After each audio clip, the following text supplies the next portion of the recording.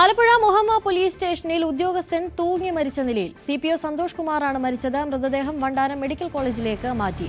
വിവരങ്ങളുമായി ശരണ്യ സ്നേഹജൻ ചേരുന്നുണ്ട്. ശരണ്യ, എന്തായിരുന്നു ഈ ആത്മഹത്യക്ക് പിന്നിൽ? മറ്റ് കൂടുതൽ നടപടികളൊക്കെ പൂർത്തിയായോ?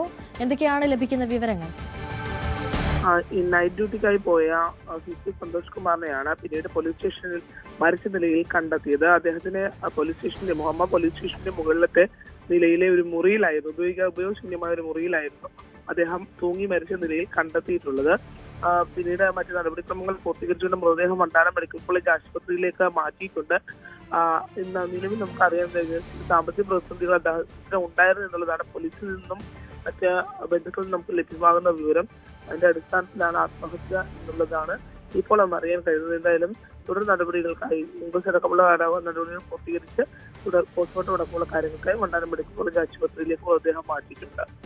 ശരി, ശരണ്യ സ്നേഹജനാണ് കൂടുതൽ വിവരങ്ങൾ നൽകിയത്.